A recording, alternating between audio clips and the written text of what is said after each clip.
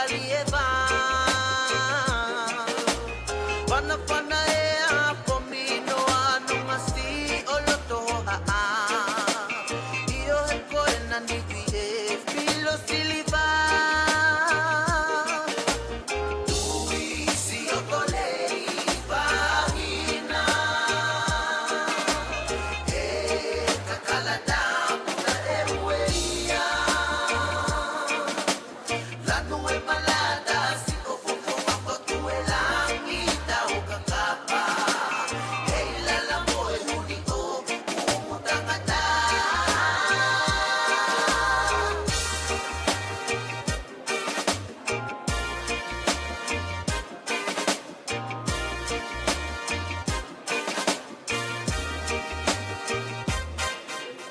O kama ikaw kakalatang itangi e si aletafa. Vipitong ito si Yotosi, si Bakabahama. Manong iye kakalako si Yotosi, si Faifia mo e helala. Beki ume ohata, okuwa paanga. Si Yokolei vahina. E kakalada puta erueia. Lanu e malada si ofofo ako tuwe langita o kakapa. Hey lala mo e huni o umutangata. Panga e lupe le baila e bahe halata ufa. Vakamani mani he hala peko talieva. Pana pana ea pomino anong asti olotoha. Iyo heko enanigi e filo siliva. Tuisi okolei vahina. E kakalada puta erueia. Lanu e malada si ofofo ako tuwe langita o kakapa. Hey lala mo e huni o umutangata. Tuisi okolei vahina. E kakalada puta erueia. Lanu e malada si ofofo ako tuwe langita o kakapa. Hey lala mo e huni o umutangata.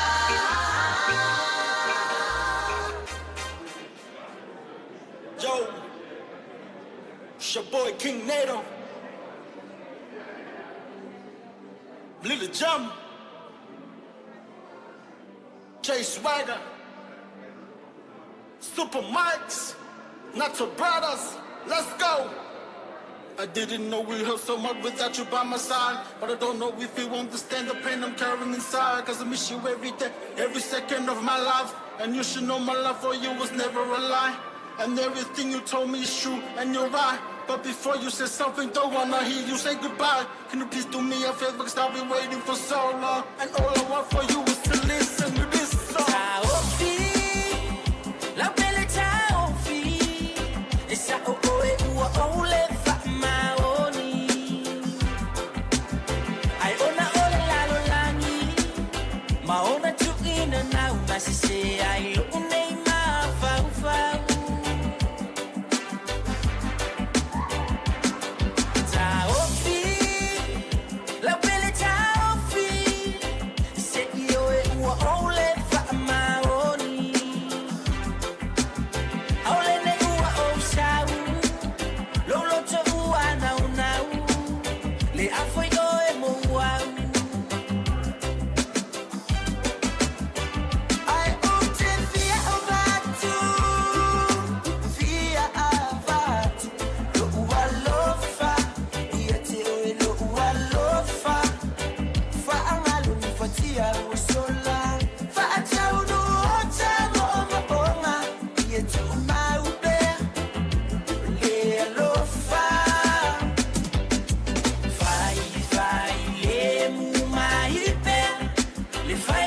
utakume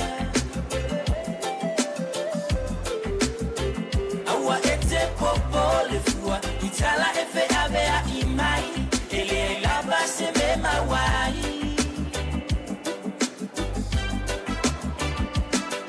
ai kisi mai se yo fa ngalo ngalo atu ai ole itinga etukuatu ile tema vambe mayo se aso ai fa apa ia ina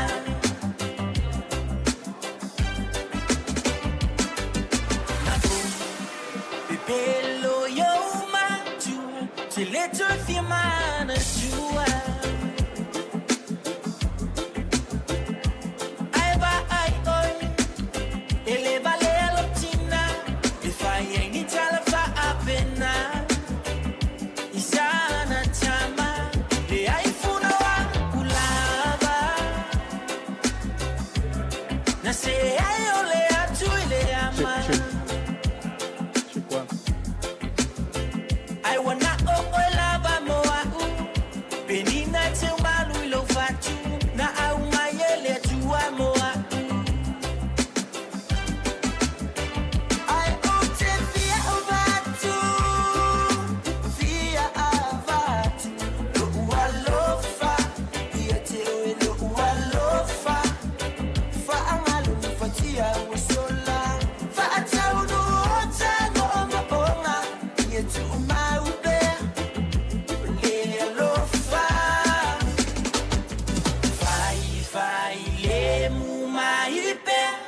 le fainga utakume awa ete popole fua itala efe avea imai ele laba seme mawai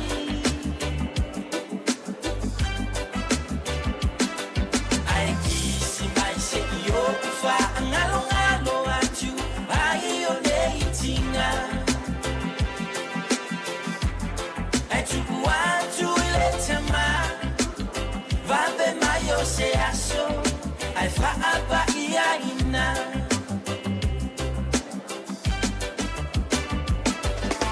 fai le mu mai pe le fainga utakume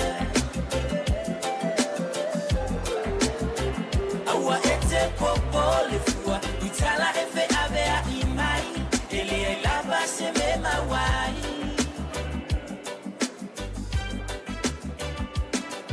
ai kisi mai se yo fa ngalo ngalo atu ai ole itinga Everybody busy. no Everybody busy. Back in the game. yeah So it's fair. Been gone for a minute, but I'm back. been too long since I've heard from my baby. No text, no reply from you. I know it hits differently, baby. 2-3 days since I last seen you, baby. Can't know wait to see you, baby. 'Cause you're my belly, you're my belly. No. You're my belly. Yeah, you're my belly. Let me tell you about this beautiful Taylor. The way she flow finna make me go crazy. I never thought that you would ever be my baby. I never thought this love could ever be this wavy. You are perfect, like a darn, like a diamond. Beautiful princess from the islands. No girl above you, so baby comfy. So won't you stop ignoring me, baby? Oh yeah, been too long since I've heard from my baby. No text, no reply from you. I know it hits differently, baby. 2-3 days since I last seen you, baby. Can't know wait to see you, baby. 'Cause you're my belly, you're my belly.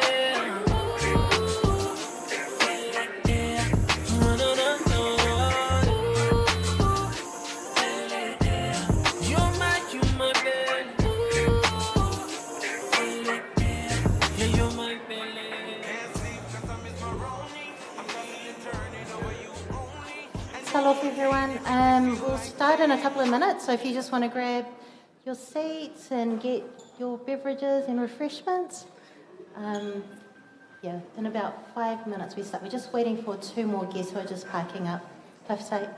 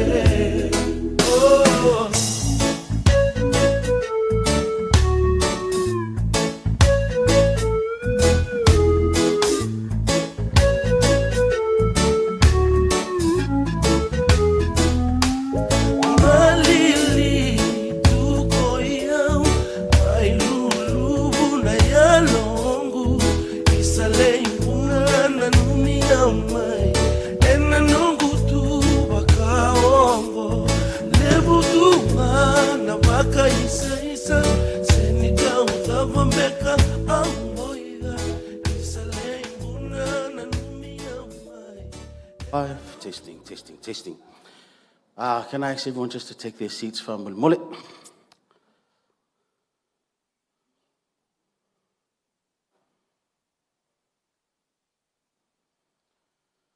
E ngā mana, e ngā reo, e ngā hau e whā, e ngā waka, ti hei mauri ora. Ko rangi nui kei runga, ko papatu nuku kei raro ko ngā tāngata waenga nui, ti hei mauri ora. Ko te atua kei runga, ko te atua kei raro, ko te atua nei ngā mea katoa, ti hei mauri ora. Nō reira nā mi atu ka koutou katoa toa e tēnei rā me tēnei pō. Kia ora nā koutou katoa toa e te iara, māloi le lei, māloi tau lava, nisa mbole vinaka, whakalofalai atu ki mutolu osi, mālo ni, whakatalo whātu, no ia mauri, kamna mauri, talo falava, a fio maia, su maia, tala maia au, mea mai, tomo mai, greetings to one and all. Before we do start today's proceedings, I'd like to welcome everyone to the public seminar around Pacific Transnational Leadership panel, and also like to welcome everyone into the Fale Pasifika. Fale Pasifika e tua i le marae o le tuai papa. O le nei fo I whanua, o umana tō pano a wā, a o onga, le ngata I tangata whenua, ai maise o e na wholau mai le moana nui a kiwa. Tu watu le mātou lima, le mātou whaatalofa, whaawhelua I atu ai lo o tō paia mo lo o tō mamalu. Without further ado, we'll open up in just a little hymn and a prayer, and I'll lead us in the proceedings. But we also have a group from the Fale crew just to help us lead the song. If you know the song, feel free to sing along.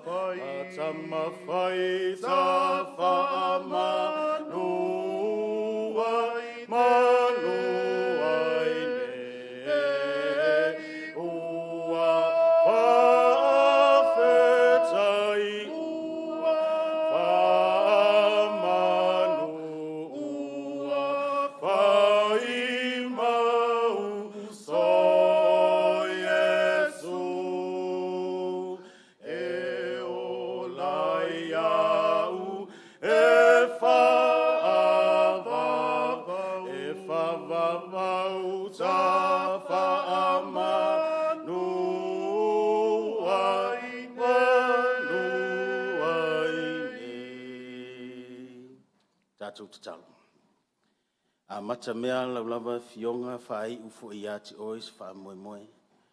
Au le aunga ma le wha moe moe o le mātou te talo.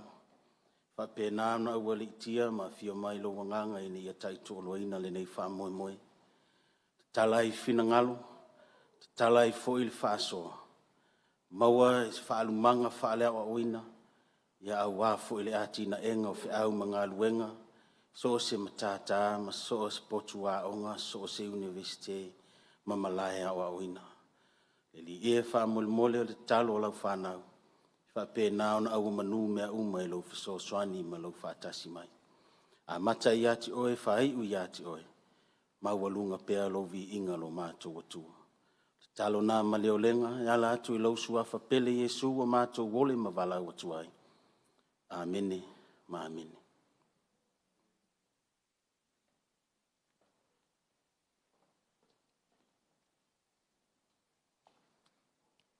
Kia ora koutou katoa, kia orana katoa toa, whakalowhalahi atu, Nisa Bulavanaka, Māloe lei, Taloha ni, ka Māori, Rānanam, Hello Geta, Mālo le soifo maua malalangi mā.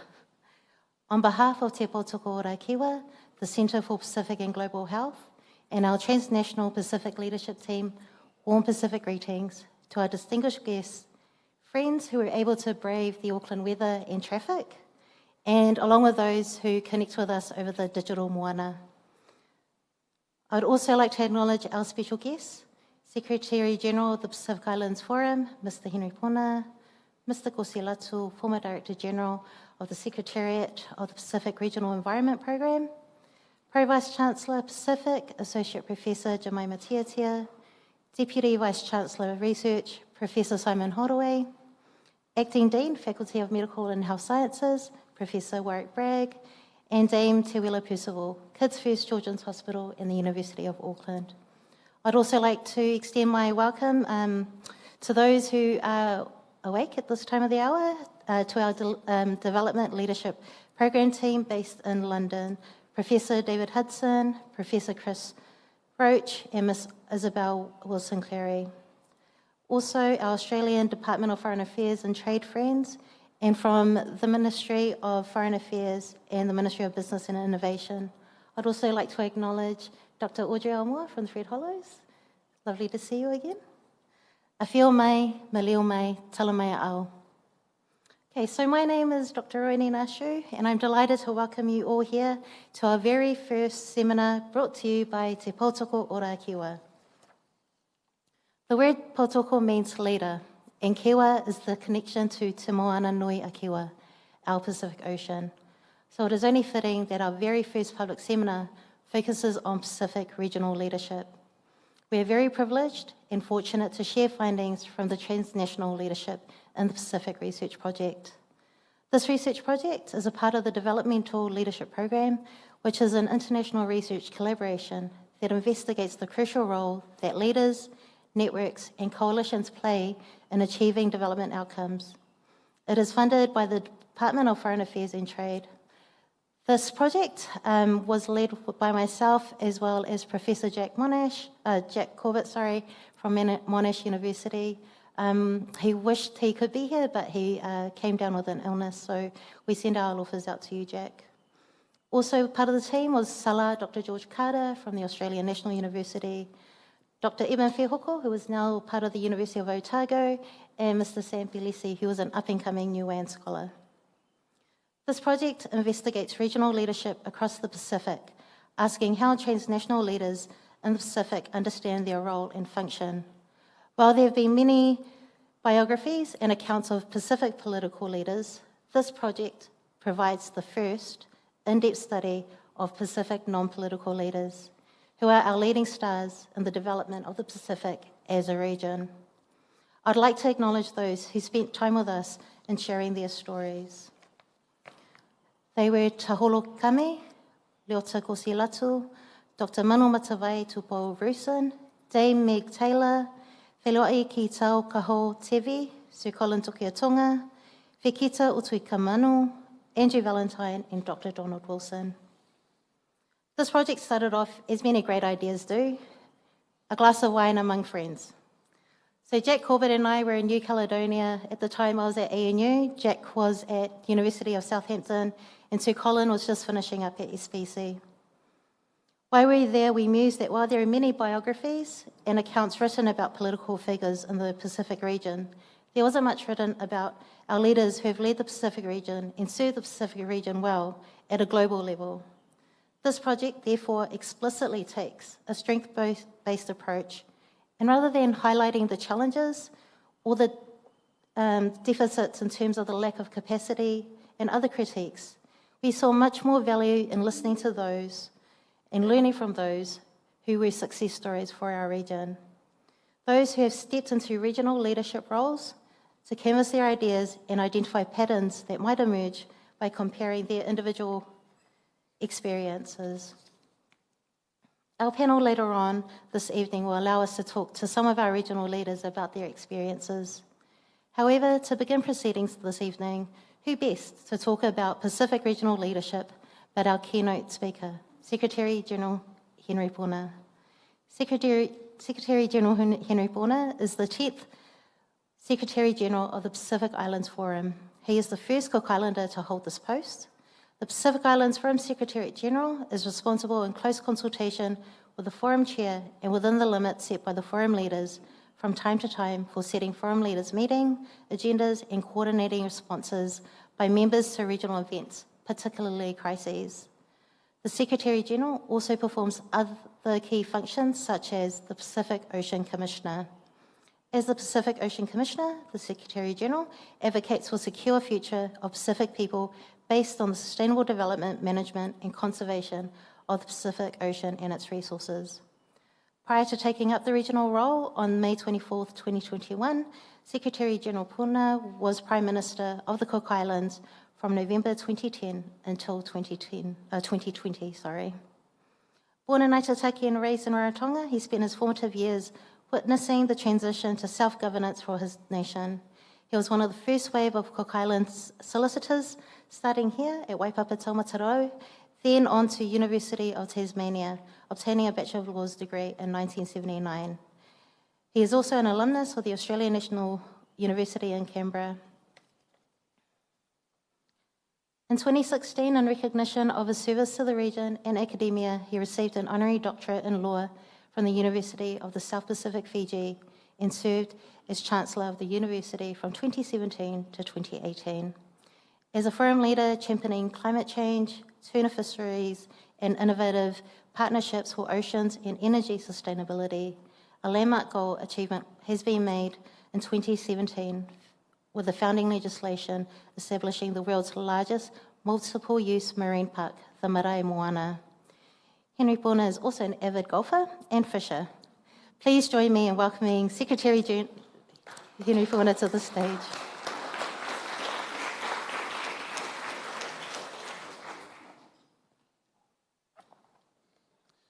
I must hasten to add that while I'm an avid golfer, I'm just an average golfer. Professor Warwick Bagg, Dean of the Medical School, University of Auckland. Pro Vice Chancellor Pacific, Jemima Tiatia. Sir Colin Tukuitonga, Associate Dean of the Pacific Faculty of Medical and Health Sciences Administration and Director of the Auckland Research Centre, Te Pautoko Ora a Kiwa. Distinguished panelists and guests, the academic faculty and students of Auckland University, ladies and gentlemen, kia ora and warm Pacific greetings to you all here this afternoon and to those of you tuning in from across the Pacific region. At the outset, allow me to recognize the Auckland Research Centre, Te Pautoko Ora a Kiwa, for convening such a timely conversation for our region, particularly at this time. Me te kimata, Sir Colin, for honouring me with this invitation to share a few reflections on my own leadership journey. Indeed, it is in opportunities such as this that we take pause to see how far we have come, the lessons we have learned, and to look forward to what lies ahead. While mine may be a leadership journey that pales in comparison to those who have gone before me, I nevertheless hope that it has made a small but meaningful contribution to my country, to my region, and to my Pacific people. Ladies and gentlemen, to understand who I am today is to understand where I come from. I am the 7th of 12 siblings, born on the island of Aitutaki. Mine was the childhood of island simplicity, of subsistence living, but of rich cultural tutelage. Growing up, my formative years were shaped through the eyes, values, and experiences of my parents. My father taught me discipline and the simple value of hard work, of sharing what we have, no matter how little. My mother, on the other hand, was the epitome of compassion and care. I was lucky to be raised by my grandmother from an early age, and unbeknownst to me, the period of my life spent with her was to also be my first lessons in leadership and responsibility. To have been empowered to care for and look after my grandmother in her twilight years was one of my greatest blessings, as I was witness to the elderly wisdom of my family's metua on a daily basis from a young age. Together with the teachings of my parents, my early life was shaped around the value of hard work, the importance of respect, and the centrality of our culture and our relationships in our communities to our Pacific way of life. These values have evolved with time and experience, but remain at the core of who I am as an individual and as a leader. Leadership for me manifests in many forms and at all levels of our societies and our communities. Whether we consider leadership through the perspective of culture, politics, or professional careers, I have found that it is always centered on and around the privilege of serving others. If I were to reflect and identify an individual who was instrumental in my own political career, Sir Geoffrey Henry, the former Prime Minister of the Cook Islands, would instantly spring to my mind. He was renowned for recognizing youthful potential and was, more often than not, the encouraging force behind young and eager youth who demonstrated early the qualities and abilities to advance quickly. Indeed, Sir Geoffrey's foresight nurtured leaders of our future, and it continues to be a quality that we should emulate and uphold for the sake of our younger generations. To have had the opportunity to serve my country as Prime Minister has been one of the highest honors of my life. When I took on the role of Prime Minister on the 30th of November 2010, I took an oath to serve my country and her people, to look beyond our individual differences, and to recognize that we are one people with one vision and a common destiny. We built on the work of the leaders who came before us. Together, we propelled a stronger foundation for self-determination, a framework of governance which recognized that our future is mapped by our own talents and foresight, and that the measures of success as well as failure are our own. This sentiment was critical to the vision that we had for our country at that time, which was to move towards greater self-reliance. In saying so, I recognized earlier on in my career that the future of my country lay not on the land we stood, but in the ocean that we call home. With this vision in mind, we transformed the narrative of the Cook Islands during my tenure as Prime Minister, from one of a small island developing state to that of a large ocean state. This very idea and concept is captured in our Blue Pacific identity and the notion of the Blue Pacific continent, the very ideals that now form the basis of the 2050 strategy for the Blue Pacific continent.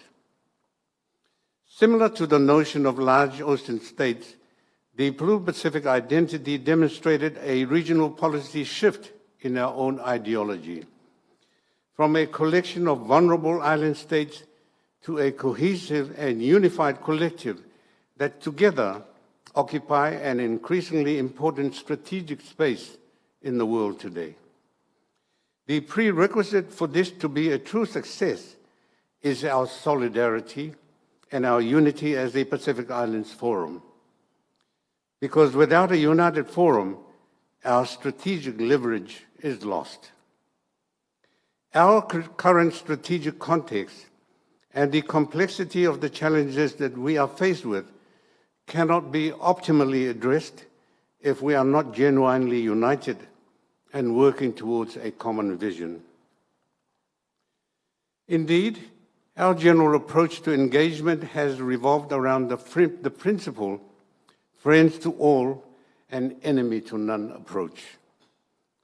However, if you look around us at the evolving global order today, I am sure you will agree that we live and exist in an increasingly polarized world. A world which continues to be dominated by the geopolitical tussle between two global superpowers. We witness the introduction of foreign policy ideologies that seek to embed contrasting worldviews into our regional norms and standards. We see the strategic neglect of 10 years ago being replaced by the proliferation of regional strategies and consortiums that serve to shape and influence engagement with and in our region, tantamount to what I would say strategic manipulation. We see these points of external influence increasingly creep into all facets of our operations, both at the national and the regional level, reaffirming that common saying, there is no such thing as a free lunch.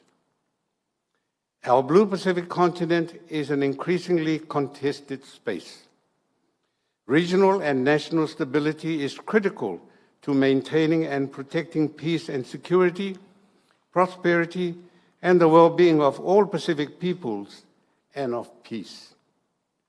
If I am honest, we must realize that the strategic interest and attention we enjoy today will not last forever, and we must capitalize on it in a manner that will ensure sustainable gains for our region and for our people for decades to come. Our partnerships must be genuine and durable, and premised on understanding, friendship, mutual benefit, and a collective ambition to achieve sustainable results. Underlying this partnership approach must be the recognition and respect for our Pacific leadership and the responsibility they carry for every decision made in order to garner support for the sustainable development of their own nations. With those reflections in mind, allow me now to turn to my own personal reflections on my tenure as a regionalist and the time I have left. Indeed, as we move forward from the challenges within the Forum family of 2021-2022, I am determined that the sacrifice that my government and I have made to ensure the solidarity of the Forum will not be in vain. I hope that in the remainder of my short term as Secretary General, I will be able to consolidate the political conversations I've had in the last 3 years to articulate my interpretation of the risks and the opportunities that lie ahead for regionalism. In doing so, I hope that my successor will be better prepared to navigate and steer the region towards a stronger collective future. Having now served in this role, I have come to appreciate the importance of the role of Secretary General in upholding regionalism, not only as its custodian, but as the link and conduit between the political leaders that together form the Pacific Islands Forum, and in leading the collective's management of the often diverse views of our partners. As I have learned the hard way in the last 2 years, this role and position is not for the faint-hearted. It has pushed me to my limits both physically and mentally. It has required me to dig deep into my political experience to strategically assess emerging issues. It has tested my diplomatic skills to the wire, and it has forced me to be increasingly decisive and assertive. But through it all, I am proud that the values and teachings of my parents and our elders has always been my core guiding light. Indeed, I imagine that this is the case for all regionalists today, who manage the expectations of their memberships and yet continue to work to progress our collective aspirations. To lead a country is an honor. To lead a region of multiple independent and self-governing countries and territories is a masterful art. In closing, allow me to reflect with some words of tribute which many of the students who have come through these doors are familiar with. Ko te manu e kaiana te miro, nona te ngā here. Ko te manu e kaiana te matauranga, nona te ao. The bird who feeds on the berries has the forest, but the bird who feeds on knowledge has the world. Through a leadership lens and with the Pacific Islands Forum in mind, we know the importance of collective strength to the future of our Blue Pacific continent. When that collective strength seeks to better know and serve the needs of all who live in our Sea of Islands, our vast moana nui o kiwa, we can truly lead the world. Me te kimata, thank you.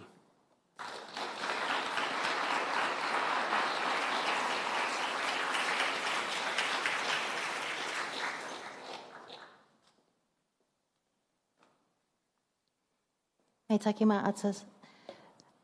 I would now like to move us into the next session, which is, I guess, the fun part, which is our panel with our leaders. So first I'd like to welcome up Sir Colin Tukuetonga. Sir Colin Tukuetonga is a Niuean-born New Zealand doctor, public health academic and public policy expert and advocate for reducing health inequalities of Māori and Pacifica people. He has held several positions in public health and government in New Zealand and internationally.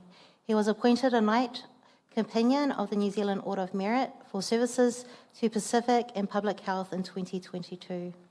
Sir Colin has held several highly influential offices, including Director General of the Pacific Community, SPC, Commissioner and Coordinator for WHO Geneva, Chief Executive of the Ministry of Pacific Island Affairs, and Director of Public Health, Ministry of Health. He was also instrumental in establishing Pacific Language Weeks as an Aotearoa New Zealand government initiative, and his home is Niue, where he established the biannual Niue Culture and Arts Festival. Sir Colin is one of our most prominent Pacific figures in the health sector in Aotearoa and globally. His voice was crucial in advocating for Pacifica during the COVID-19 crisis in Aotearoa, and he has been consistently vocal in pointing to inequities for Pacifica in the health system and pushing for policy to impact Pacifica in better ways. His current positions at the University of Auckland are Associate Dean Pacific, Faculty of Medical and Health Sciences, Associate Professor Population Health, and Director Te Pautoko Ora Kiwa. Secretary, if you would like to join Sir Colin, while I invite our next panellist up. Leota Kosilatu is the former Director General of the Secretariat of the Pacific Regional Environment Programme from 2016 to 2022. SPREP is the premier intergovernmental agency for the Pacific environment, which was established by treaty in 1993 to support Pacific Island countries and territories with environmental management, sustainable development and protection of the environment. Prior to being appointed Director General of SPREP in 2016, Mr. Latu was a SPREP Deputy Director General from 2008 to 2015. From 1995 to 2006, Mr. Latu held several senior leadership positions with the Commonwealth Secretariat in London, UK, initially as Special Legal Advisor and Head of the Legal and Economic Unit, and before that as Deputy Director for the Legal and Constitutional Affairs. Prior to SPREP, Mr. Latu was the Manager of the United Nations Office for Project Services Financial Compliance Programme as the Pacific Islands Forum Secretariat from 2006 to 2008. He started his career as a state prosecutor with the Attorney General's Office for the Government of Samoa from 1990 to 1995. Mr. Latu is a law graduate of Canterbury University of New Zealand and also attained to the degree of Master of Laws from the International Maritime Organisation, International Maritime Law Institute in Malta, and his expertise in international environment law, law of the sea, and financial compliance. Since completing his term as Director General of SPREP, Mr. Latu has taken up several positions as the Director at the National Provident Fund and the Mule Whenua Beach Resort Samoa Limited in Samoa. That's a nice place, Leota. Last but not least, I would like to invite Ms. Cynthia Hoanahui. Cynthia is a founding member and current president of the youth-led NGO Pacific Island Students Fighting Climate Change. Her organisation has established 4 chapters in Fiji, Solomon Islands, Vanuatu and Tonga. Our organisation's core campaign started in 2019 in the classroom at USP. There, they sought to seek an advisory opinion from the principal judicial organisation of the UN, the International Court of Justice, on the question of what are states' obligations to protect the climate system and the rights of present and future generations from climate-induced harms, as well as the legal consequences for states that have caused significant climate harm to the planet and its most vulnerable communities. On 29th of March 2023, a milestone for the campaign was achieved when the advisory opinion resolution was passed through a historic vote by consensus at the United Nations General Assembly. Additionally, the campaign is set to activate youth activism in the Pacific and build the resilience of youth in the Pacific concerning climate change and its adverse effects. She's currently studying her Master of Laws, specialising in environmental law and sustainable development at the University of New South Wales, Sydney, Australia.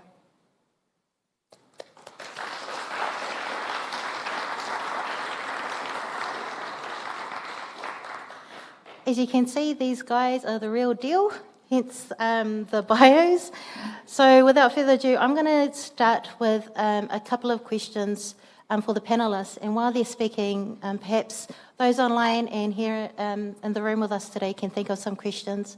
I've been informed that no question is off limit. They're happy to answer the hard-hitting questions while you have them in the room.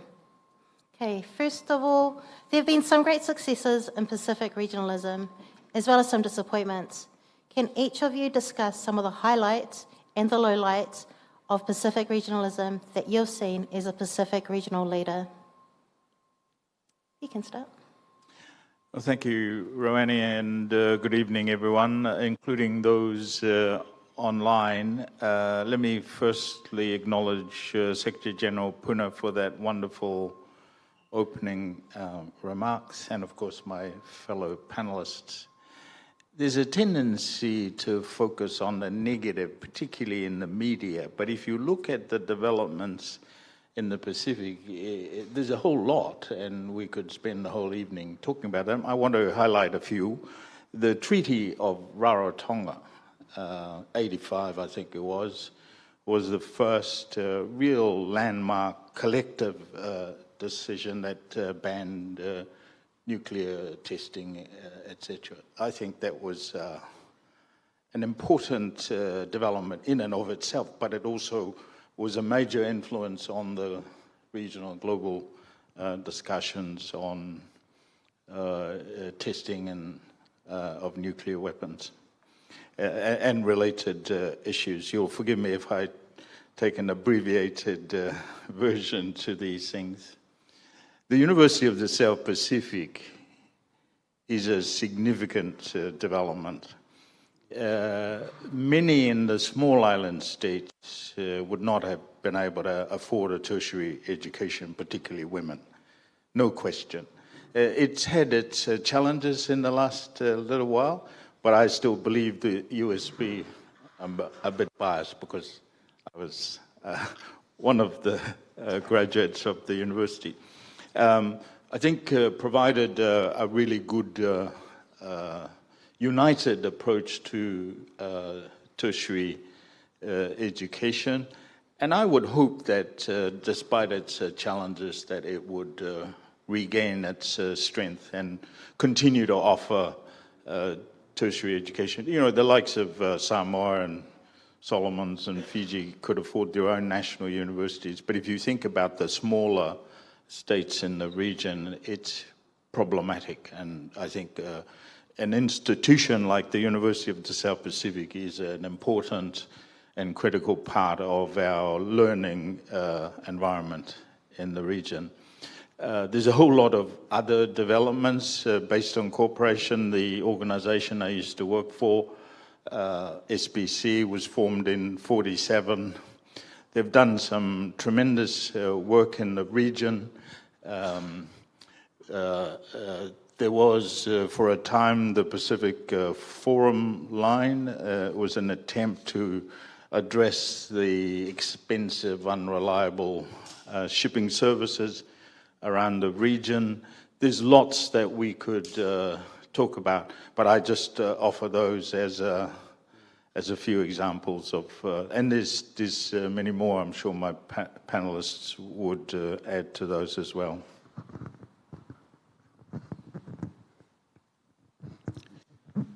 We had an agreement before we came in that since I'll be speaking for 15 minutes, I'd give all the opportunity to my fellow panelists to answer the questions. Thank you, Kosi. Thank you, SG. This is what we call in rugby a hospital pass. I said to SG that in his speech basically provided all the answers to the questions. But let me first of all say thank you to the organizers for bringing us here today, and appreciate the effort that has gone into this. But let me begin by saying that there are, of course, many successes when it comes to regionalism, and Sir Colin has mentioned some of them. But as someone that's been involved in climate change negotiations for several years, I would probably say that the Paris Agreement in 2015 was probably a hallmark for us as a region. Sir Colin was there, Secretary General was there, and perhaps some of you who are sitting here today as well were also present. And the reason being is this: for many, many years, many of our leaders were advocating for a just agreement that would look beyond just beyond the interests of the big countries, but an agreement that would address as much as possible our concerns. And for many years, our leaders not only raised the profile of the Pacific, but at every given opportunity, they would tell a story. And that was basically telling the story. And the story was that if we don't do anything now to limit emissions, many of these small island states, countries would disappear. And that was the story that we advocated in many of the previous COPs prior to the Paris Agreement in 2015. One of the hallmarks of that COP was the fact that many of our leaders weren't just making speeches, but they were actually involved in the actual negotiations up to like 3 in the morning.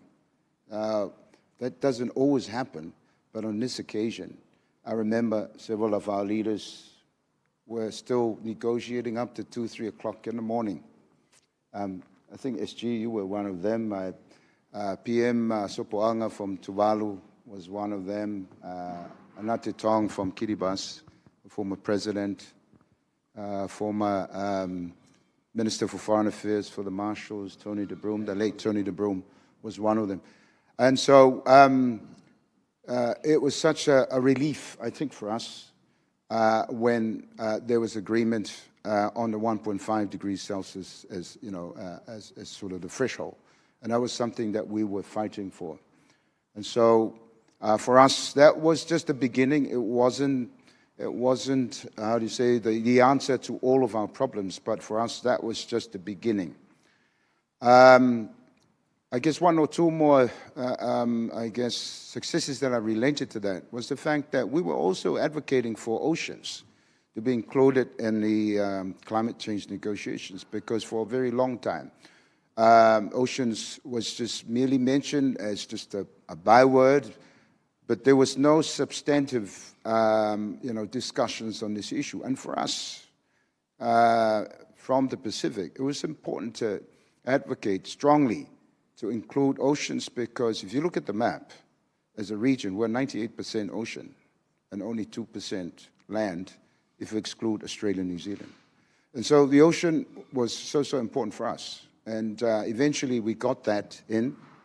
And then we also we're fighting very hard to include what's called loss and damage, L&D.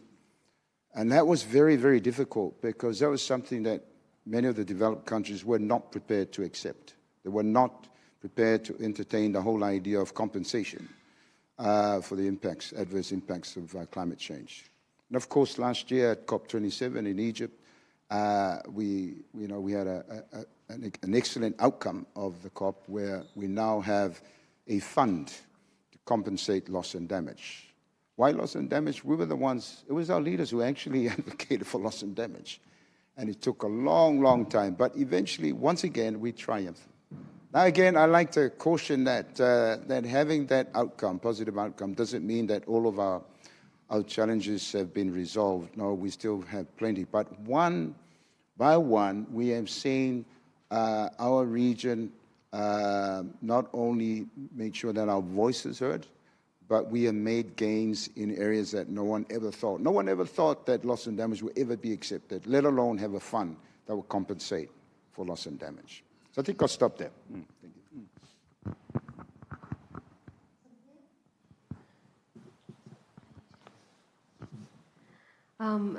Firstly, before I explore the question, I just want to say thank you again for giving me this space. It's amazing how a conversation at Dr. Rooney's house one dinner can end you up in a panelist where everyone has achieved so much, and I do feel overwhelmed to be sitting here amongst Pacific leaders, and so I'm not going to lie about that. For me, I will try to answer this question from the perspective of a young Pacific Islander. When I think of regionalism and what the highlights of it are, I think of our story, our campaign. You know, it's because of regionalism that has enabled it to achieve what it has achieved. For example, you look at institutions like USB, that is where it started. A group of students from around the Pacific. It started with 27 law students, but mostly they were from 8 different Pacific Island countries that came together and saw leaders negotiating on the international level, saw our communities fighting on the community level. So we wanted to see how we can also, in our capacity as law students, add to that collective vision that we have. And so it started from that regional body, and then the destination we wanted was the PIFs, the Pacific Islands Forum Leaders Meeting. And so it's these 2 institutions, that particular institutions really springboard this idea to the international level. So it was because of these 2 institutions that were very vital in our campaign. And it shows how collectively the Pacific have come behind this initiative, especially to address climate change. And also, it shows also a success story of how Pacific Island countries work with civil societies by governments on the government level, and as well as in terms of the regional level. So this is like a model of that, how regionalism can enable such initiatives to take place.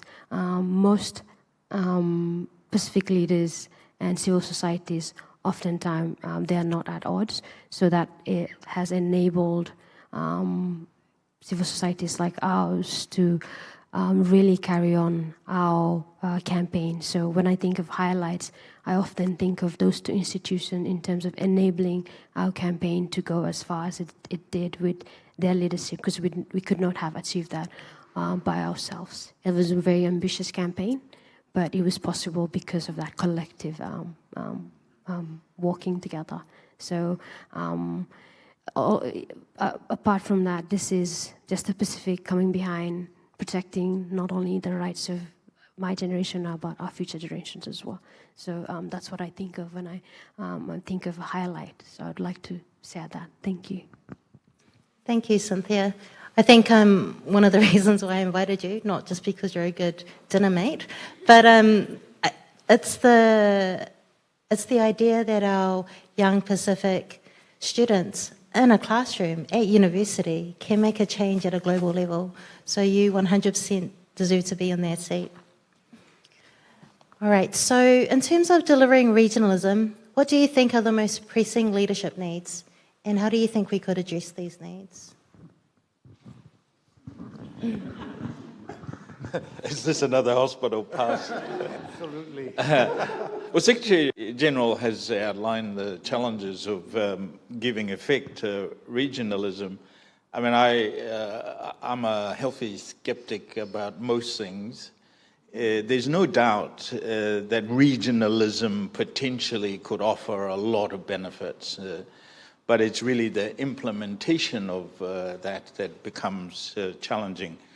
So loss of sovereignty always keeps cropping up, particularly the smaller island states, a bit concerned that Fiji and Papua New Guinea might take over. So those sort of practical issues that would cause people concern. But I think the potential benefits of working together clearly outweigh those issues. And perhaps, SG, clarity over the no-go areas might reassure some people.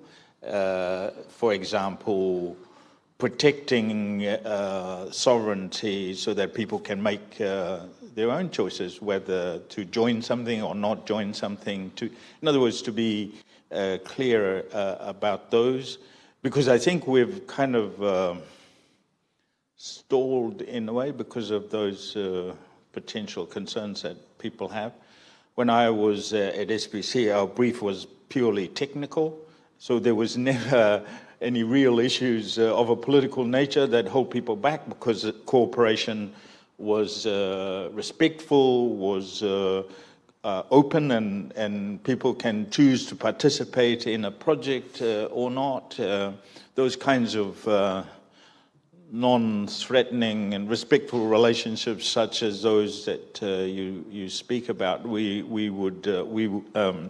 might help to reassure those that might be concerned about, being overwhelmed by the bigger groups. There are clearly broader concerns that come in from outside the region that often cause people concern. And so perhaps, as I say, maybe some clarity over this is UoA, and UoA will not do ABC or similar kinds of approach. But, regionalism is always give or take. You give some, you take some, and it's a negotiated process. But I'd like to think that overall the region has, the benefits of working together has clearly outweighed any of those kinds of concerns. Yeah, thank you, Sir Colin. For me, politics and diplomacy are very difficult areas to navigate, particularly when you have a collective of 18 sovereign countries. And as politicians, I know that, their priority is the best interest of their own countries. And that comes first. But regionalism is very important, particularly for us small island states, because we realize and acknowledge that in the world we are nothing. And yet by coming together, we can have some bargaining power. And Kosi mentioned the most beautiful example of regionalism, in Paris in 2015, when the whole world, agreed to sign the Paris Accord. I remember sitting in the plenary hall behind President Obama and President Putin. It was lovely to see the world in one room. And we all had photos taken. There was nothing, no problems. But, I think where our interests align at the national and the regional level, there is no problem with regionalism. We all acknowledge that we've got to stick together as a region if we are to make any difference. And that 2015 climate change conference in Paris, that's a perfect example. By the way, there are also recent examples, not as well known. You might have heard that recently the United Nations General Assembly agreed to pass the BBNJ Treaty. This is a treaty to protect the biodiversity beyond national jurisdictions. Not well known, but for us in the Pacific, as Kosi had mentioned, made very clear, the ocean is absolutely critical for us. And so that is important. And then just late last year, our ministers managed to persuade the world, WTO in Geneva, to agree to the removal of harmful subsidies on fisheries. Because we've always been complaining that, the subsidies paid by respective governments to their fishing people are very harmful for our fisheries resources, not just in the Pacific, but throughout the world. And so that's an achievement worth celebrating, and only made possible because we came together as a region. But regionalism is very important. As Sir Colin has made clear, there are huge benefits for us, and particularly for small island states. And that's why we've taken the approach I mentioned in my speech, friends to all and enemy to none. That has to be the most practical approach that we can take in our foreign policy. So huge benefits. But I think, where our national interest and the regional interest don't align, it is very important for our leaders, to engage in Talanoa, the Pacific way of sitting down and talking through issues. I am a firm believer in Talanoa, in talking through any issues. Nothing is unsolvable, but if you have enough patience and respect in your discussions, you will come to a common agreement on any issue. Thank you, SG. Perhaps maybe Talanoa might be a good point for me to perhaps maybe highlight a challenge, but also an approach, a traditional approach that has worked for us in the past. In January of this year, the new Prime Minister of Fiji, Sitiveni Rabuka, made a trip to Kiribati. And the aim of that trip was to try, maybe SG should talk about this, was to try and bring Kiribati back into the fold.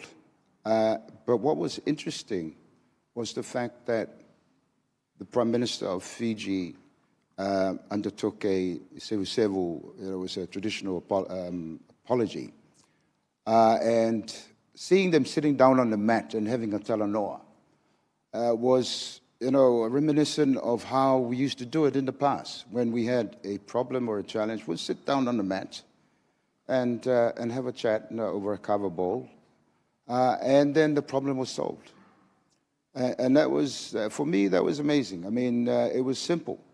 It was a talanoa, it was an apology, but it was also a good way of addressing a problem that was a challenge for all of us in the region. So, it goes to show that that the always, can help address some of these issues. Let me just also highlight something that I think is probably an important area where the Pacific has been,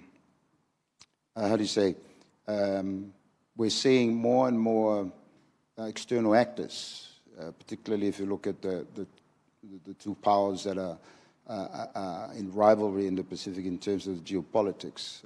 Everybody knows about this, it's on the news, so it's not a secret. But it occurred to me that in reaching some of these geopolitical decisions that these big powers did not consult some of our leaders. And so you, for example, had the Indo-Pacific strategy, which was developed by one of these powers, which provided references, of course, to the Pacific in terms of prosperity, resilience, climate change, and all of that. But there was no input from our leaders. It was sidelined. Thankfully, there was a partnership that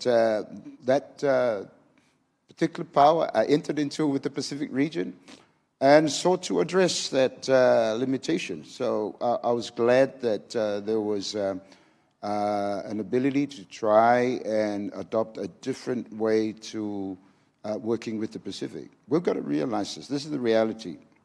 We are a small region that is highly vulnerable, not just to climate change and natural disasters, but also to the geopolitical rubble that's happening in the region. We are, because we are highly dependent in so many ways. But we don't have to be dictated to. I believe that we should be making the most of the geopolitical rivalry and see where we can benefit from it. It does not have to be one against the other. It should be a question of, well, how does the Pacific benefit from this? And so, I think that that's a challenge for us, where the big powers to be make decisions which affect us, but we're not consulted. But I was pleased that there was this partnership where the Pacific leaders were consulted. I might as well say it is the US is no secret. And I think SG probably knows more about this than me, but I was pleased to see that that partnership sought to address the concerns of many of us who saw a strategy that was being developed by that country that included the Pacific, but there was no input from the Pacific. But then that partnership last year sought to address that. So that was good. I think that's the way to move forward. And we should be able to define our own destiny, our own vision, and the way we move forward. And I think that was a good example of how to move forward. Thanks.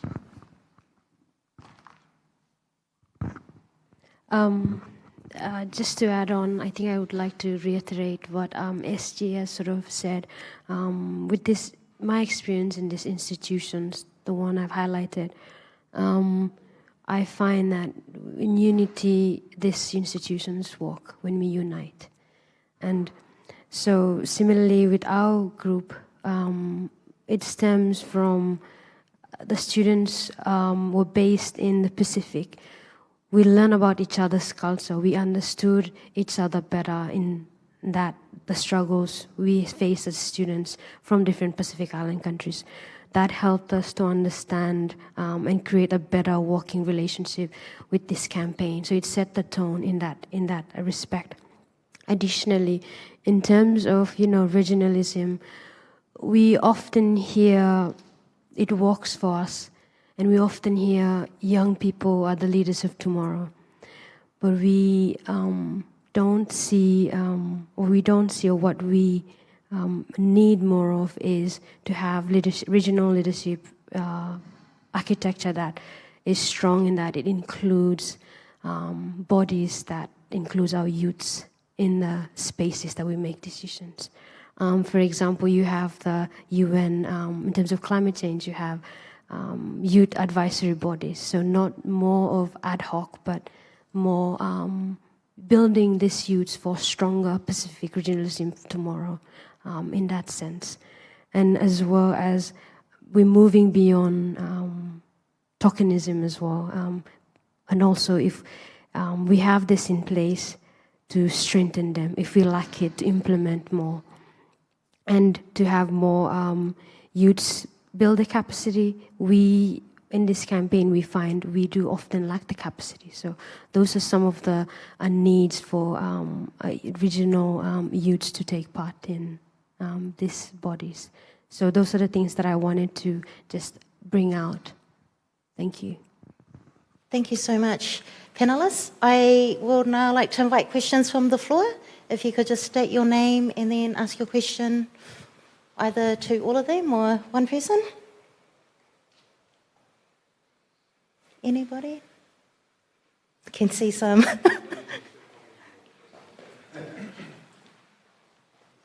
Yep, Malozwe for Manguia.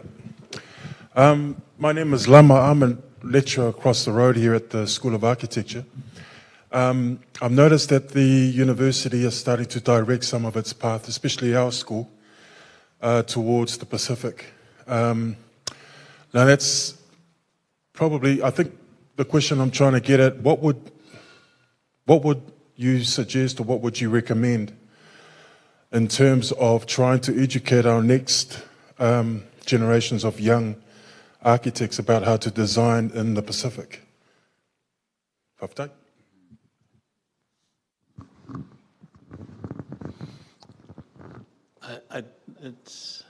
I'm not sure that I can talk about how to get young architects, but let me talk broadly.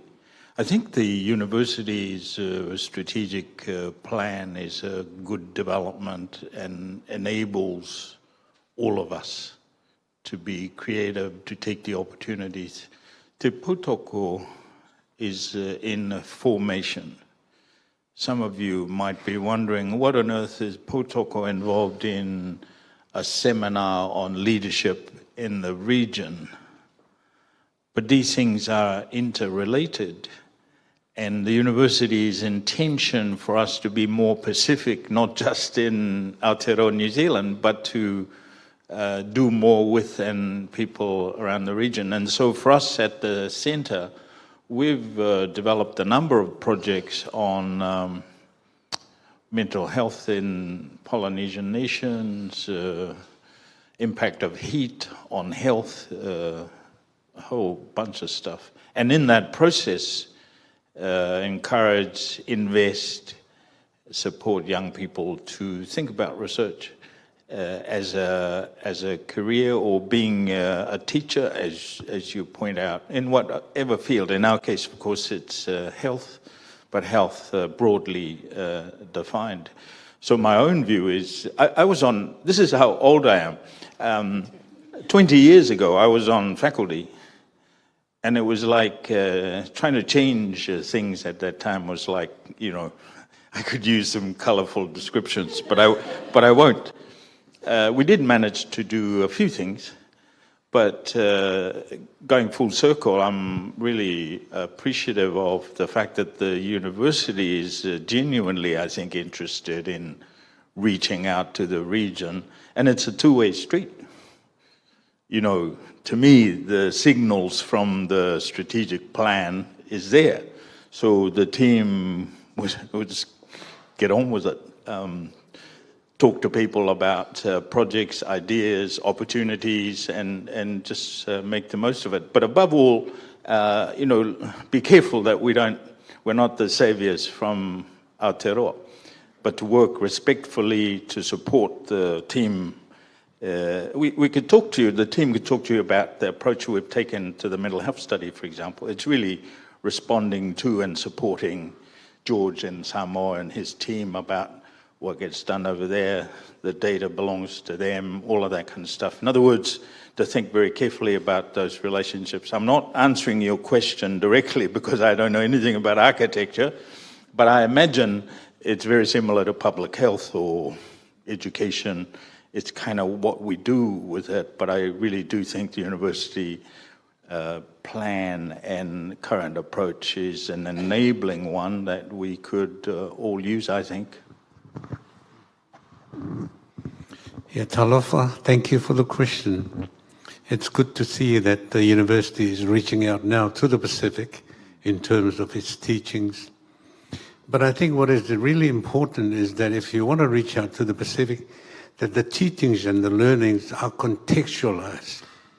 By this I mean that, the architectural requirements for New Zealand are different from those in the islands. I mean, can you imagine a typical Samoan whale, open in Makagil or Dunedin?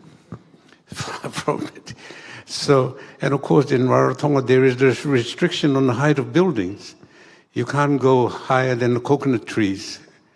So there are differences that I think, the school must take into consideration when reaching out to the Pacific. And we know that the primary requirement for building houses in the Pacific is resilience to cyclones and extreme weather events. Although, of course, New Zealand might be starting on that trend soon, with your unfortunate experiences with Cyclone Gabriel recently. So, I think those points are very important, to have the teachings and the learnings contextualized properly so that you can reach out to the Pacific in an informed manner. Thank you. I'm not sure I can add much more to that.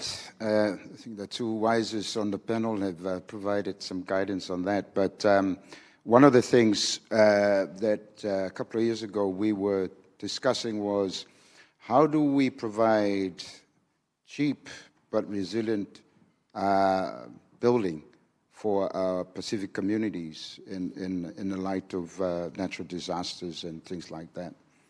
And I remember a couple of years ago when I think it was Cyclone Winston that hit Fiji and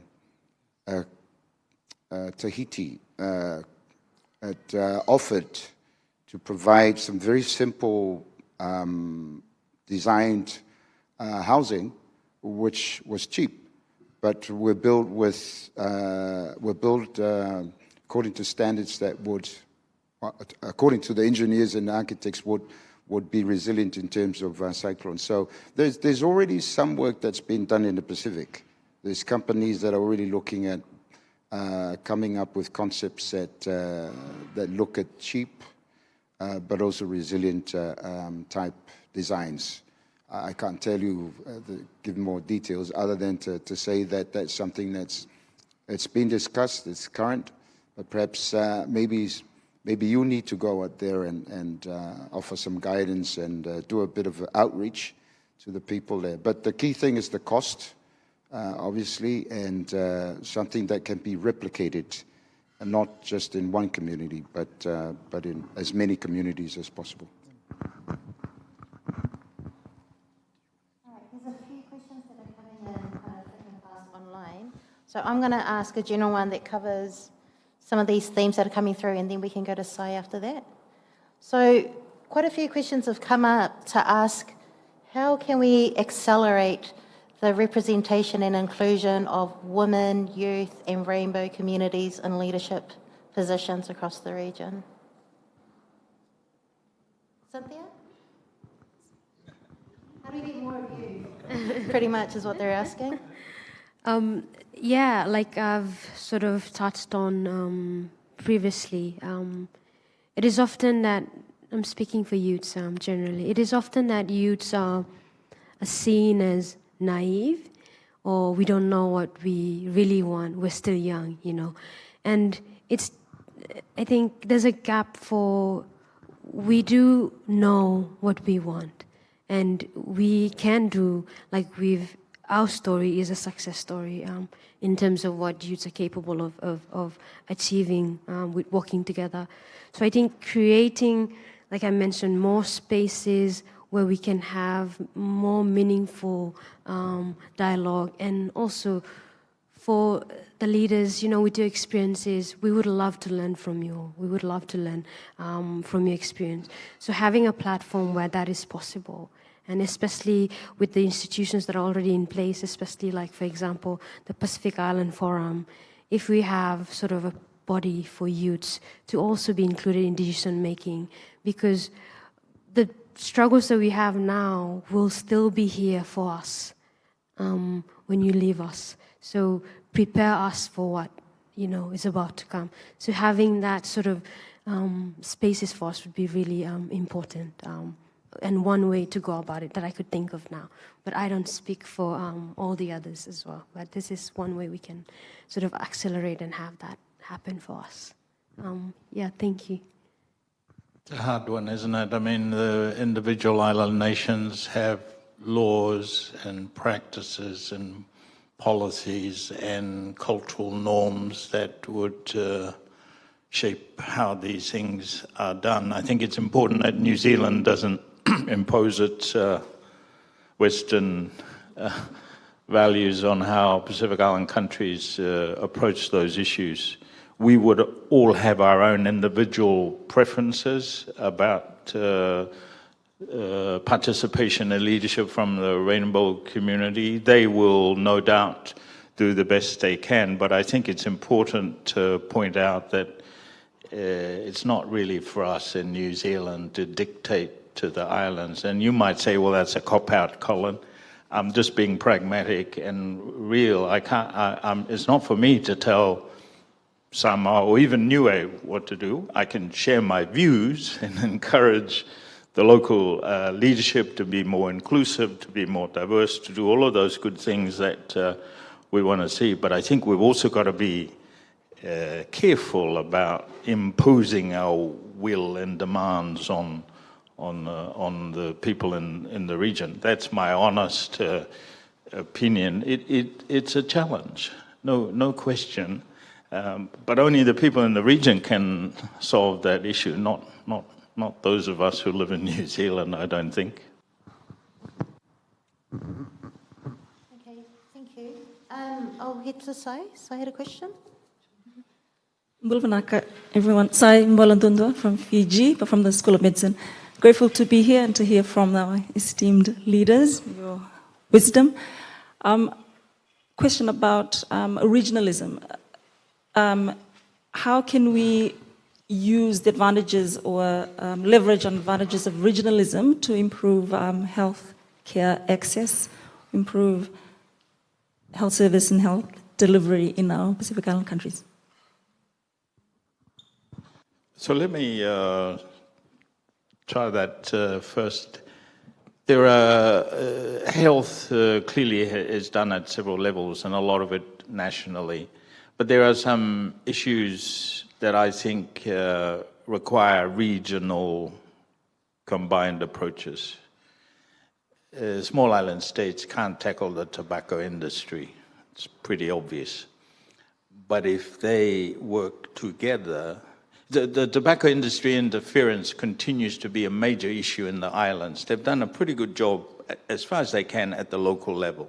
But the tobacco industry, as you know, is a big monster.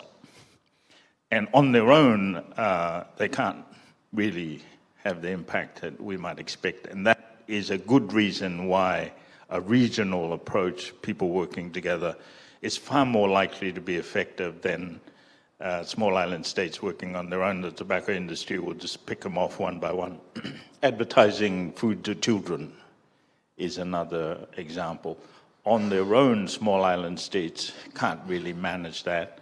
That's a collective responsibility, including Australia and New Zealand, and because a lot of the images and advertisements and so on are created from outside the region. In other words, workforce, training of low-volume specialists. So there's a number of things that clearly lend themselves to a collective approach. And I've made mention of some of those. Thank you. Any more questions from the floor? Oh, okay, here we go. While the mic is making its way here, a couple of questions come online have been around partnership. Partnership has been bandied around by various aid partners. What are your thoughts about what meaningful partnership looks like?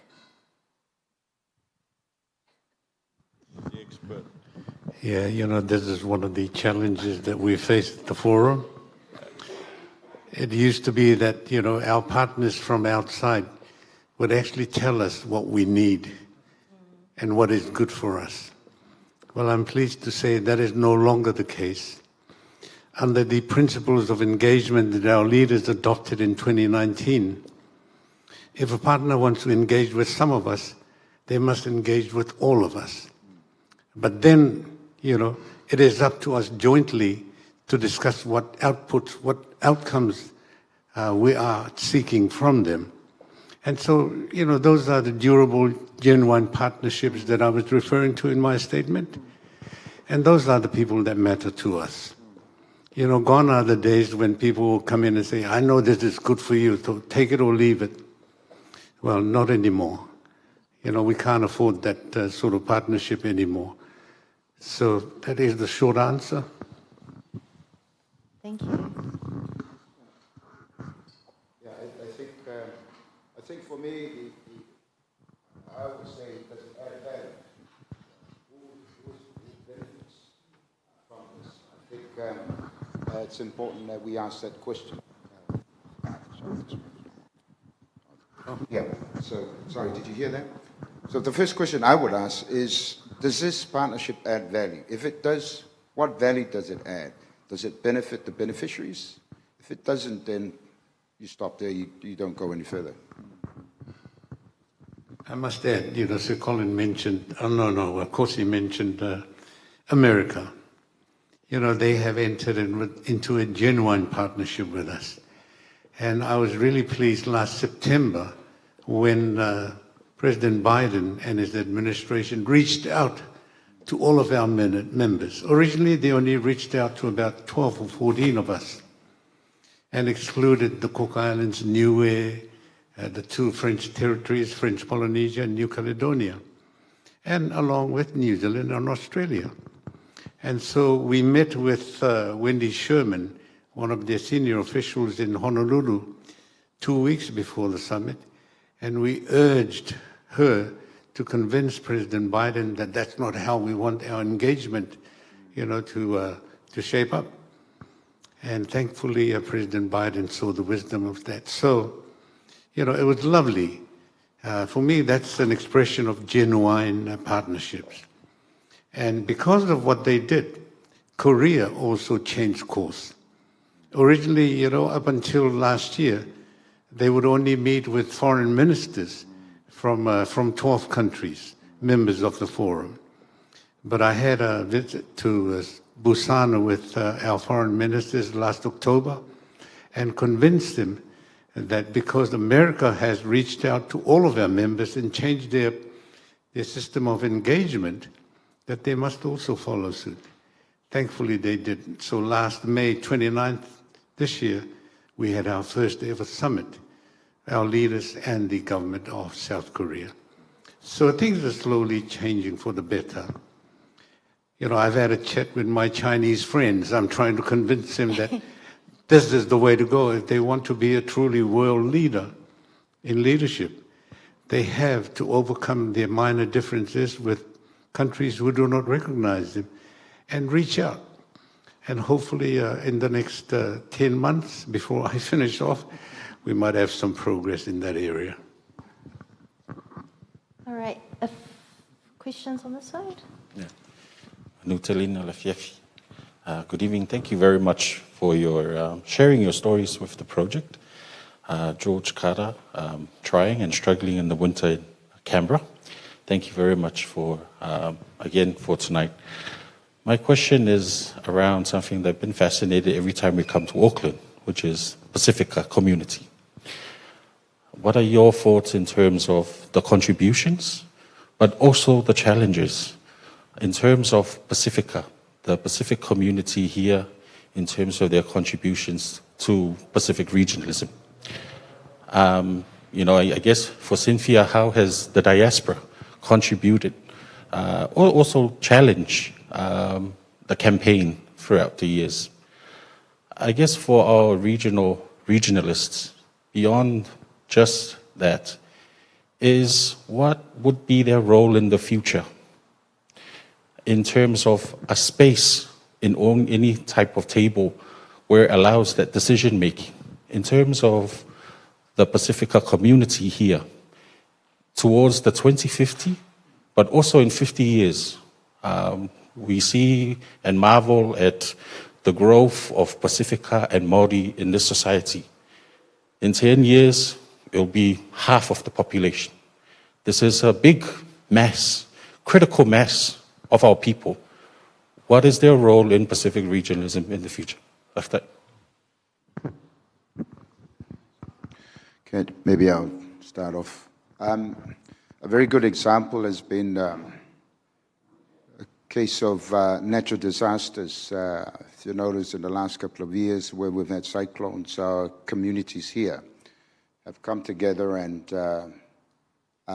contributed back to whichever country that's been affected by a cyclone. And this is done, obviously, in a way to help people back home. One of the things that I think some governments, not all governments, but some governments have kind of struggled in terms of having to deal with that. How do you distribute, how do you ensure that that support from the diaspora gets delivered? But that's something that I think is just one area, one issue I can think of. This is my area of expertise, climate change, so I'm citing an example. And I'm pretty sure the next cyclone that's going to happen, we are going to see the diaspora from New Zealand, Australia, and wherever they are, come together again and put the resources and then send them back to the islands. That's something that's guaranteed. And maybe that's something that perhaps the region needs to look at. How can we harness that kind of support and those resources in a way that that truly helps our people. Because what normally happens is that you have tons and tons of containers and people here just throwing stuff into it. Perhaps maybe we should be saying, okay, we acknowledge your support, but can you focus maybe in this particular area and so forth and so forth. So maybe there's a need to kind of perhaps provide some guidance in terms of it, because we know they are going to support us, but perhaps provide some guidance in terms of how to add value to that support. If Pacifica wasn't actively engaged, you won't have a rugby team, and we won't have a rugby team worthy of anything. But seriously, in Aotearoa, the emergence of the Pacifica voice is without a doubt. We have, for the first time in a long time, a number of MPs in Parliament engaged at that level in terms of decision making. Increasingly, Pacific people are in leadership positions around the country. So in my mind, there's no doubt about the influence of Pacifica people in Aotearoa domestically, but also in terms of foreign policy. One of the things I was really pleased about during COVID-19 was the active and palpable interest and presence of our government in supporting the island nations' provision of vaccines, deploying expertise to help, which I think is where it's going. In the old days, we used to try to shut out anything from the Pacific. They might bring those nasty bugs into Aotearoa. But you know, the more enlightened and progressive view is to say that we're all in this together, and that the more inclusive, the more engaging approach that we take to folk in the islands, the more benefits there will be. You know, I'm a public health person. You can't contain bugs. You can't contain advertising of salty food, for example. And so we've got to take a more broader approach to these things. But I do think there is a political environment that is progressive, that is looking more outwards than inwards. Clearly, the Pacific Islands region will always be somewhat different from New Zealand's other foreign policy interests, but there's no doubt in my mind that the Pacific is a place of importance and will continue to be so. That's just my own view.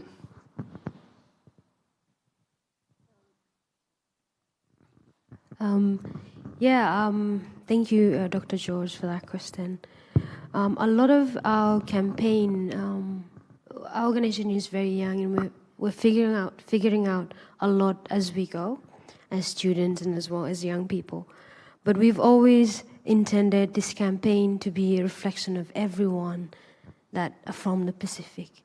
So it is challenging in the sense that it started from the institution USB, and so all of our members and all of our focus are from the member students from the member countries.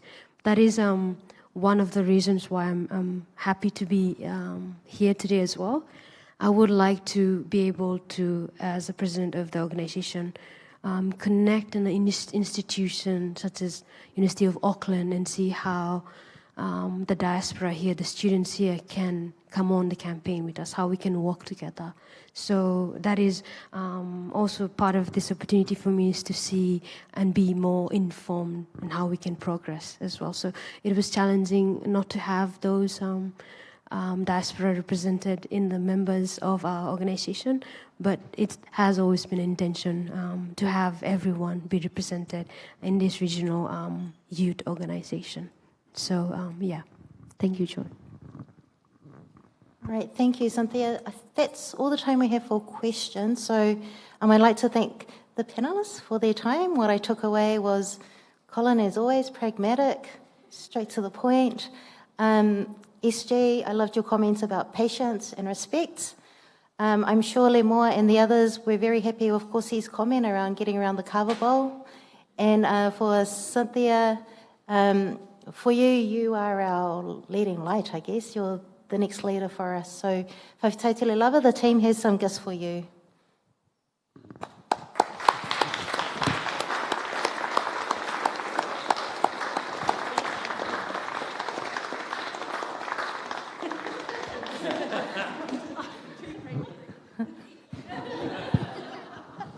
All right, you can make your way back to your seats now. Whakatautele lava. To wrap up our proceedings this evening,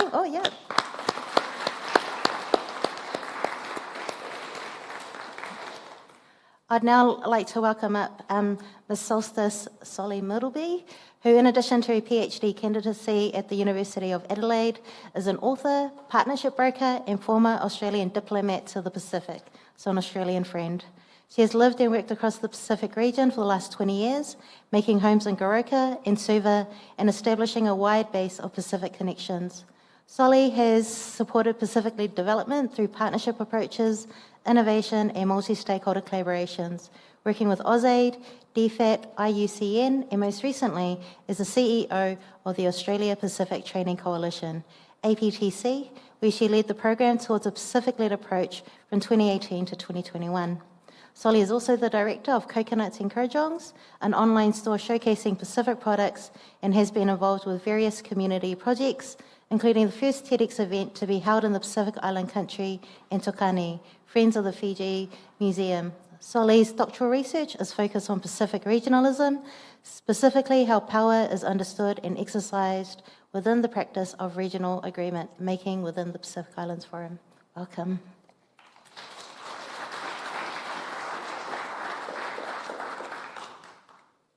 Well, warm Pacific greetings to everybody, although I'm not sure it's so warm now. If my voice shakes, I'm sorry, I'm actually freezing. It's a very great honour to have been asked to make some remarks and to launch this new report, Seeing Like a Regionalist, which has underpinned our discussions today. As Roani said, Solly is my name, and I have been a friend and collaborator and contributor to Pacific regionalism for 20 years. 20 years in which I've come to know many of you here today and perhaps some online, so it is a real pleasure to be here with you in this beautiful whale. We have heard an incredibly rich set of reflections, I'm sure you will all agree. Secretary General of the Pacific Islands Forum, someone who holds probably the most unique position in that he has sat on both sides of the regional table as the leader of his own country and now as the leader of the regional organisation itself. And I think we heard a little bit of reflecting on the different challenges those two roles bring, and I hope very much we'll get to read your memoirs one day.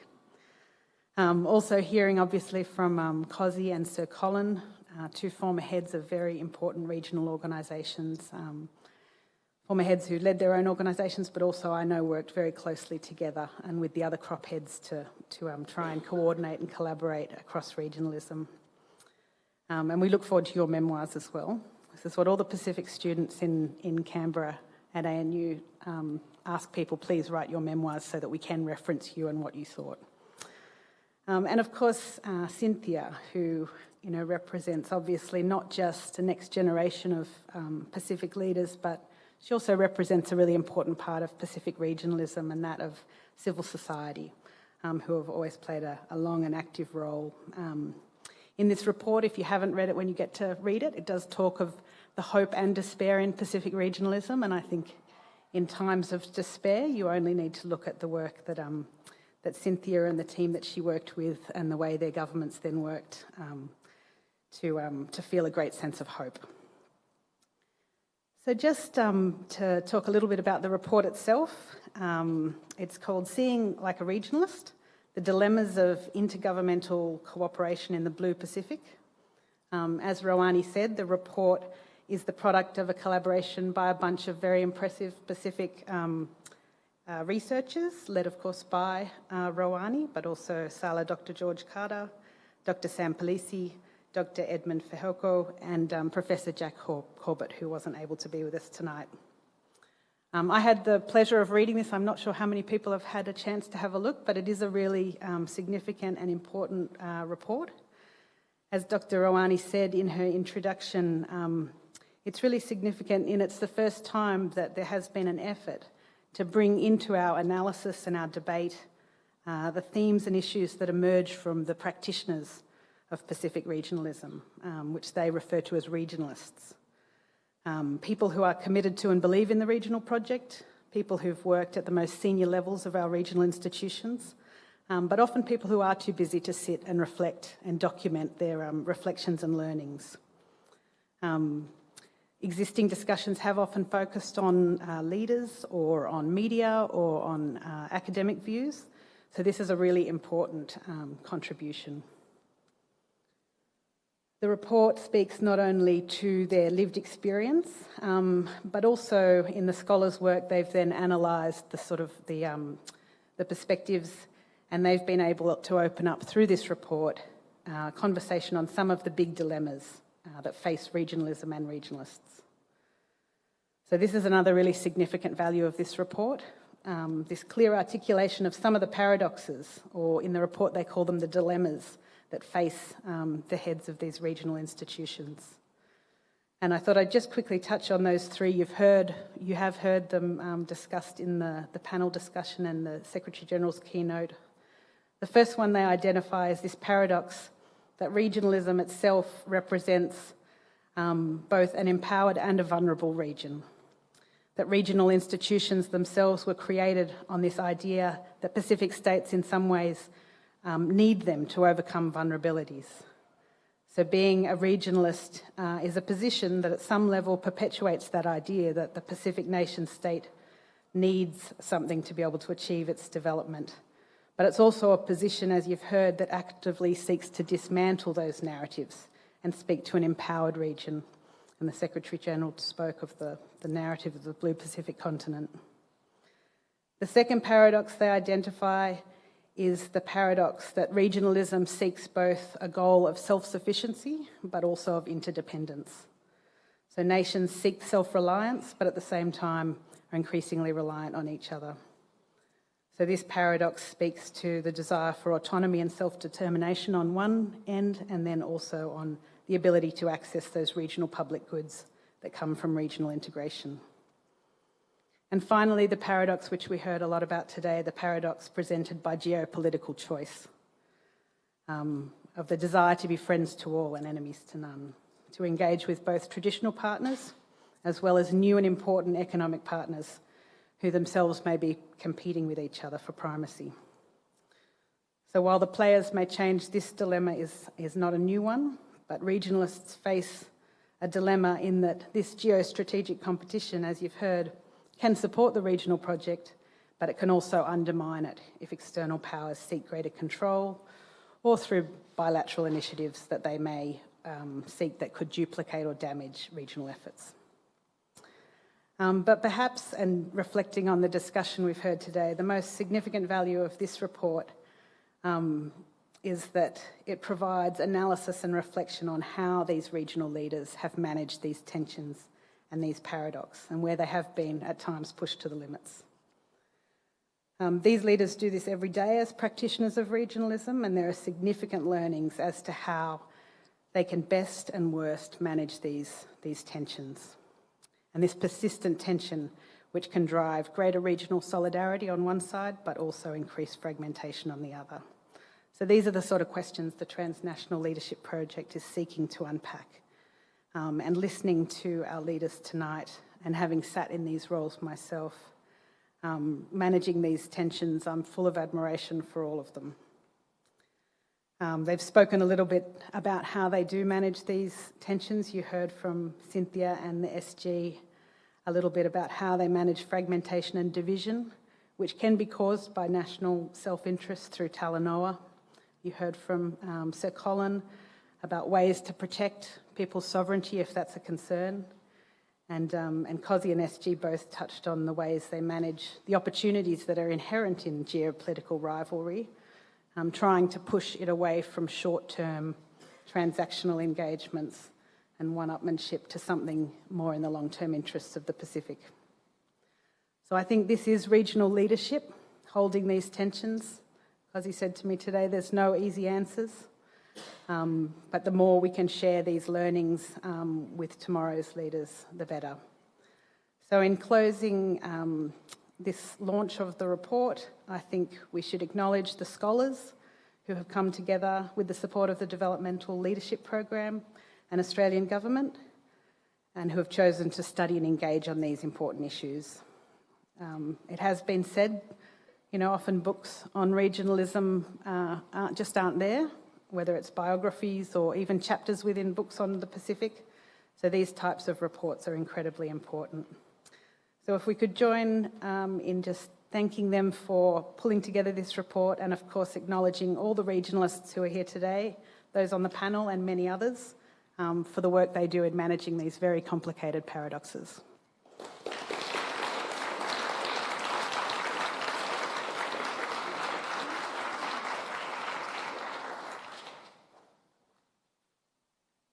Thank you, Soli. And that brings us to the end of our time together. Just a few words of thanks, firstly, to Secretary General Puna. Thank you for coming and for those inspiring words. It is important that you share that, and I agree with Soli that we look forward to a bit more detail. So thank you very much for making the trip and for answering our invitation. Also to you, Kosi, thank you for making the trip to contribute this evening. We worked well together, I think, when in our time at US Prep and I was at SBC, we always pretty much supported each other. So thank you. And again, thank you for making the trip. I really do appreciate it, and the team appreciate it. Cynthia, what you guys have done is just impressive. I always thought that Ralph was the kind of MP or leader that I wanted to work with. He really pushed the boundaries, and clearly you folk have pushed that along. And like the Paris Agreement, nobody gave our leaders a chance, but they went to Paris and really made a big splash. Feels like that with the case to the criminal, to the International Court. So well done, and thank you for your time. Soli, thanks again for your support and for coming across from Canberra. To all of you here, we really appreciate your time and presence this evening. Is not particularly the best day to venture out, and so we really do appreciate your time, and those online, of course. As I said, Potoko is an idea, a creation in formation, and we want to do some things that are relevant and useful. We want to invest and support young people into the process of knowledge collection, generation, and sharing. So expect us to do more of these things over time. This is our first foray of sorts into a public event of this type. I think it's important that the knowledge is shared not just between us and within us, but with our communities. It's an empowering thing. So we would be thinking about the future and what we might do by way of public engagement and discourse. To Rowanne and the team for putting on a great event, thank you. And to all of you who've helped out, Jude and Warwick, thank you for being here. We really appreciate all of you who've come along to be part of this event this evening. So that's really all from us. We invite you to join us in a... I told them that wine and cheese was so 1974. But anyway, it probably would be tofu and something. Look, thank you very much, everyone, and have a pleasant evening. Thank you.